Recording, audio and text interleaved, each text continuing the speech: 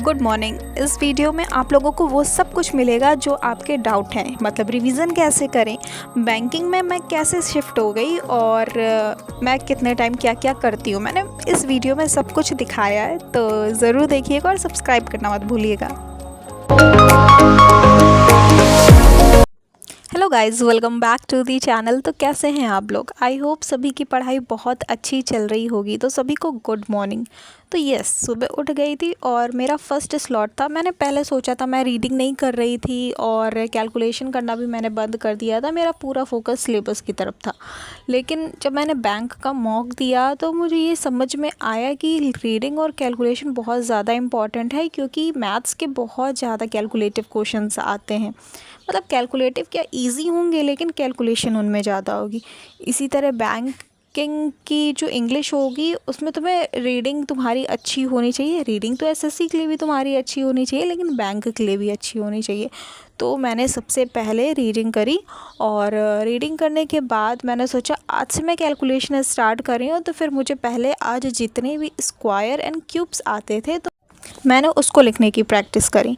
हाँ, अब मैं रोज़ करूँगी ताकि मेरी कैलकुलेशन मज़बूत हो जाए, क्योंकि जो क्वेश्चन मैंने सोचा कि मैं कर सकती थी या जल्दी हो सकते थे, जिसमें मेरे को टाइम लगा और फिर मैं उसको अटैम्प्ट तक नहीं कर पाई, टाइम ख़त्म हो गया। तो उसको मुझे बहुत ज़्यादा मतलब वो गिल्ट हुआ कि यार ये तो कर सकती थी, ये नहीं कर पाई, ये कर सकती थी, ये नहीं कर पाई, क्योंकि कैलकुलेशन स्पीड चाहिए होती है उसमें और कर नहीं पाई इसी वजह से। तो बस ये रोज़ कैलकुलेशन करूँगी और बस उसके बाद छत में चली गई, थोड़ी सी एक्सरसाइज करी। मतलब बेड में ही मुझे एक्सरसाइज करनी होती है, तो पहले नीचे मैंने बेड में एक्सरसाइज करी, फिर छत में चली गई, थोड़ा सा टहला वगैरह, मेडिटेशन करा और पेड़ों में पानी वगैरह दिया और फिर नीचे आके बिस्तर वगैरह सही से समेट कर रख दिया।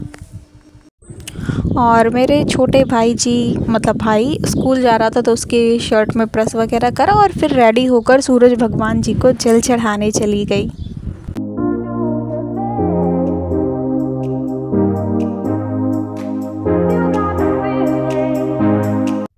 तो आज मैंने अपना पूरा रूटीन शेयर किया कि मैं कितने बजे से क्या करती हूँ, कैसे करती हूँ, कब करती हूँ, है ना, और रिवीज़न कैसे होता है, ये सारी चीज़ें मैंने शेयर करी है। तो उसके पहले मैंने लेमन और हनी वाटर पिया और हाँ, पूरी तरह से मैं वैसे रहने की कोशिश कर रही हूँ कि हाँ, मेरी हेल्थ को भी कोई प्रॉब्लम ना हो और पढ़ाई भी मेरी अच्छे से चले। तो बस उसके बाद मैंने बनाई अपनी लंबी चौड़ी टू डू लिस्ट। लंबी चौड़ी नहीं, मतलब अपने आप को कम ही टास्क दिए, लेकिन फिर लास्ट आते आते मेरे टास्क बढ़ गए। उस वजह से मेरे 2 टास्क कंप्लीट नहीं हो पाए, क्योंकि मैंने मॉक टेस्ट का प्लान करा नहीं था, लेकिन मैंने दे दिया। मैंने मतलब डीआई का प्लान करा नहीं था, मैंने दे दिया। उस चक्कर में मेरा मतलब मैं मॉक को एनालाइज़ भी नहीं कर पाई और पज़ल की क्लास भी नहीं कर पाई, देखिएगा आप लोग। तो बस उसके बाद मैंने फ़िज़िक्स करी। सबसे पहले मैं फ़िज़िक्स कर रही थी आजकल, लेकिन रीडिंग और कैलकुलेशन के बाद आज मैंने फ़िज़िक्स करी। फ़िज़िक्स करने के बाद मैंने उसके न्यूमेरिकल्स सॉल्व करे, क्योंकि अब मैं सब कुछ डीप में पढ़ना चाहती हूँ ताकि मैं जिस भी एग्ज़ाम में बैठूँ उसमें मुझे प्रॉब्लम ना हो। तो इसी वजह से मैंने पहले फ़िज़िक्स का रिवीज़न करा, मतलब पहले लेक्चर देखा था और फिर उसका मतलब मेरे 3 चैप्टर कंप्लीट हो गए अच्छे से।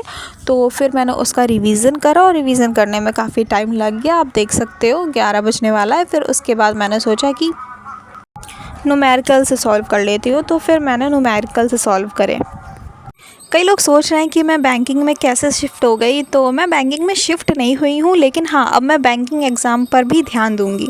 और मैं तुम लोग से भी यही कहूँगी कि हाँ, ध्यान देने में क्या जा रहा है, एग्ज़ाम देने में क्या जा रहा है ना।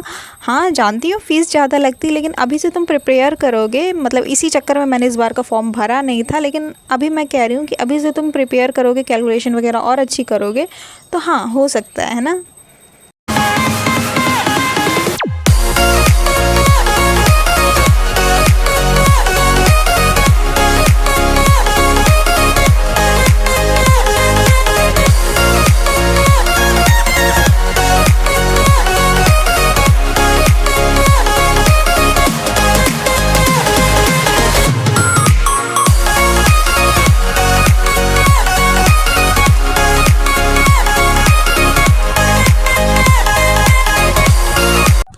तो बस न्यूमेरिकल्स करने के बाद मैंने मैथ्स का एक लेक्चर स्टार्ट किया था देखना, मतलब गगन सर का टाइम एंड वर्क का।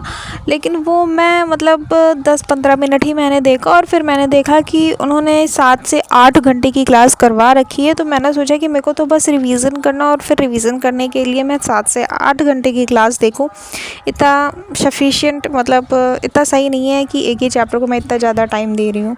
तो फिर मैंने उसका मतलब कुछ मतलब मैथ्स के क्वेश्चन से सॉल्व करे। और फिर मैंने सोचा था कि आज मैं बहुत ज़्यादा परेशान हो गई थी, कि मैंने पहले सोच रखा था, आप लोगों को आगे बताऊंगी कि क्यों परेशान हो गई थी। और हाँ, एक कमेंट आया था कि रिवीजन कैसे करें, मतलब आज का नया पढ़ना है और पुराना रिवीजन करना। जैसे आप अपने दिन की शुरुआत करते हो और एक सब्जेक्ट उठाते हो, ठीक है, मान लो वो कैप्स उठाई, तो वो कैप्स पहले उसका पुराना रिवीजन करो और फिर उसके बाद नया पढ़ो।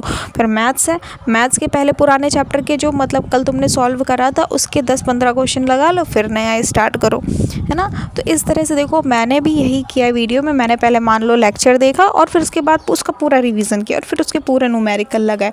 यही मैं मैथ्स में कर रही हूँ कि मैंने स्टार्ट तो कर दिया था देखना, लेकिन फिर मुझे लगा नहीं, मुझे क्वेश्चंस पहले सॉल्व करने चाहिए, तो फिर मैंने वही करा। तो इस तरह से आप कर सकते हो, ठीक है।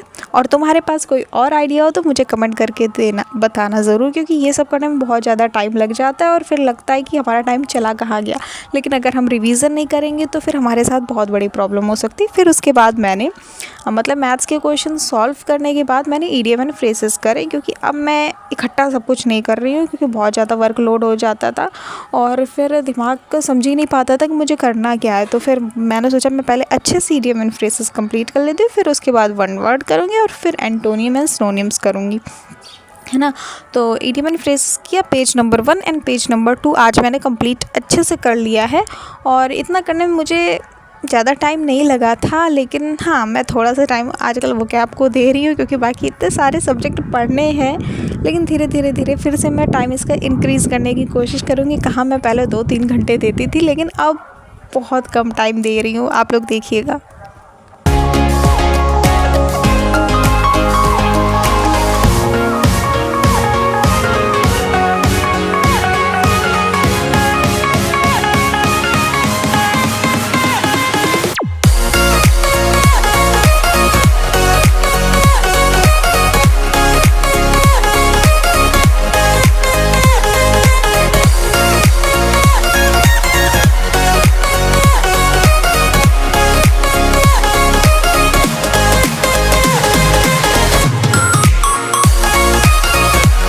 इतना करते करते ऑलमोस्ट मुझे 3 बज गए थे। तो मैंने सोच रखा था कि मैं ग्रामर भी बिल्कुल ज़ीरो से करूँगी। और फिर मैंने सोचा आज मैं नरेशन का एकदम अच्छे से कंप्लीट करना चाहती हूँ। तो पहले मैं खुद से रिवीजन कर रही थी, फिर भी मुझसे कुछ क्वेश्चन 2-3 क्वेश्चन ऐसे हो जाते थे कि होते ही नहीं थे। तो फिर मैंने सोचा कि मैं सर का लेक्चर, नोट्स तो मेरे पास तैयार हैं क्योंकि मैंने खुद बनाए थे। तो फिर मैंने सोचा कि सर का लेक्चर अच्छे से कंप्लीट करूँगी। तो उसकी मैंने आज खाली एक ही क्लास देखी। मेरा प्लान था कि 2 या 3 क्लासेस मैं कंप्लीट करूँगी, बट मेरी एक ही क्लास हुई और फिर उसके बाद 4:30 वगैरह बज गया था। तो फिर मैंने सोचा कि अब रहने देते हैं, वरना ये पूरा टाइम फिर मैं ग्रामर ही करती रहूँगी और शाम हो जाएगी। ये सब करते करते बहुत थक गई थी, इसीलिए थोड़ी देर के लिए मैंने रेस्ट लिया और फिर उसके बाद मैं छत में चली गई।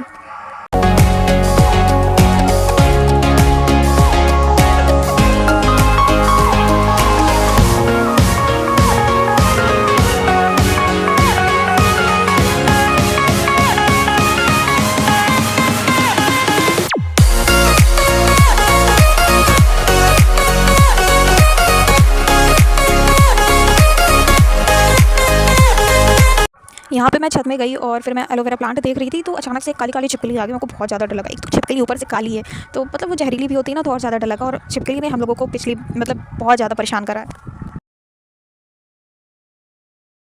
5 बज रहे होंगे और अब मैं जा रही हूँ चाय बनाने। मतलब इंग्लिश का लेक्चर मेरा कंप्लीट हो गया है और अब मैं चाय बनाने जा रही हूँ। फिर चाय वगैरह पी के थोड़ी देर मैं पज़ल की क्लासेस करूँगी और फिर उसके बाद पता नहीं कितना टाइम लगेगा, ऑलमोस्ट 1 आवर तो लगेगा ही लगेगा। मैं खाली आज पज़ल की क्लास देखूँगी, कुछ उसमें क्वेश्चंस वगैरह नहीं सॉल्व करने वाली। और फिर उसके बाद मुझे अभी मैथ्स का भी करना है। मैंने सुबह टाइम करा था टाइम एंड वर्क, लेकिन फिर मुझे लगा कि नहीं यार, मैथ्स में मुझे प्रॉब्लम हो रही है। तो मैथ्स में मैं स्टार्टिंग से सब कुछ ज़ीरो से करने वाली हूँ, मुझे प्रॉब्लम हो रही है। मैंने सोचा था नहीं, जो मेरे चैप्टर कंप्लीट है मैं उसको मतलब दोबारा ना लेक्चर देखूँ ना पढ़ूँ, लेकिन मुझे ऐसा फ़ील हो रहा है कि मुझे दोबारा अच्छे से करना होगा। चलो तो फिर अब जा रही हूँ चाय बनाने के बाद मैं पज़ल करूँगी, और पज़ल करने के बाद फिर थोड़ा सा फिर वही फिज़ियोथेरेपिस्ट के पास जाने का टाइम हो जाएगा, तो फिर वहाँ चली जाऊँगी। ऑलमोस्ट 1 आवर लगेगा वहाँ जाने में, मतलब जाके आने में, मतलब 1 घंटे में सब कुछ हो जाएगा। चली भी जाऊँगी, आ भी जाऊँगी, एक्सरसाइज भी हो जाएगी। तो फिर उसके बाद वहाँ से लौटने के बाद मैं मैथ्स को टाइम दूँगी, ठीक है। तो मिलते हैं, ठीक है। चलो चाय बनाते हैं चल के। तो बस चाय वगैरह बनाने के बाद मैंने सोचा था कि मैं पज़ल करूँगी, बट मैं पज़ल कर नहीं पाई, क्योंकि मैंने देखा कि उसको करने में मुझे बहुत ज़्यादा टाइम लगने वाला, और मेरे पास अब ऑलमोस्ट 2 आवर ही बचे हैं और इनमें मुझे बहुत कुछ करना है। तो बस फिर मैंने सोचा कि मैं डीआई कंप्लीट कर लेती हूँ। डीआई कंप्लीट करने जा ही रही थी, तो सर ने उसकी फ़र्स्ट क्लास में कैलकुलेशन करा रखी थी। पहले मैंने सोचा स्किप कर दूँ, फिर मैंने सोचा कि नहीं, अब मैं कुछ भी स्किप नहीं करने वाली हूँ। जो जैसा सर पढ़ा रहे हैं मैं वैसा अच्छे से पढ़ूँगी। अच्छा, आप लोग पूछ रहे थे कि बैंकिंग की तैयारी कैसे करनी है, क्या करना है। देखो, बैंक में और मतलब 4 सब्जेक्ट आते हैं, तुम जानते हो, रीजनिंग, मैथ्स और जीएस और इंग्लिश, ठीक है। तो उसमें मैथ्स कैलकुलेटिव आती है, मतलब अर्थमेटिक आती है। रीजनिंग थोड़ा हाई लेवल की पूछी जाती है। इंग्लिश भी थोड़ा ऐसा ही आती है। और जीएस में तुम्हारी इंडियन इकोनॉमिक हो जाएगी, करंट अफेयर हो जाएगी, है ना, मतलब उसमें इतना ही पूछा जाता है। तो उसको हमें अच्छे से तैयार करना है। जहाँ तक मुझे इतना ही अभी मालूम चला है, तो बस तुम्हें इससे ज़्यादा मालूम चले तो मुझे कमेंट करके बताना। और 100 मार्क्स का पेपर होता है आईबीपीएस क्लर्क का। और बाकी अभी मैंने मॉक टेस्ट दिया नहीं, तो मेरे को इतना पता नहीं है। जैसे ही पता चलेगा तो मैं बता दूंगी, ठीक है। तो फिर मैंने डीआई करने के बाद एक मॉक लगाया, और मॉक में मेरे ऐसे मार्क्स थे, क्योंकि तुम लोग पूछ रहे थे कि मॉक में आपके कैसे मार्क्स आ रहे हैं, तो बस यही मार्क्स थे। और उसके बाद मैं फिजियोथेरेपी करवाने चली गई, और वहाँ से लौटने के बाद ऑलमोस्ट 9:30 बज गए थे। फिर मैंने कैलकुलेशन की प्रैक्टिस करी। तो बस आज का वीडियो यहीं तक था। कैसा लगा कमेंट करके ज़रूर बताना। चैनल पर न्यू हो तो सब्सक्राइब मत करना मत भूलना। मिलते हैं नेक्स्ट व्लॉग में, तब तक के लिए बाय बाय, थैंक यू।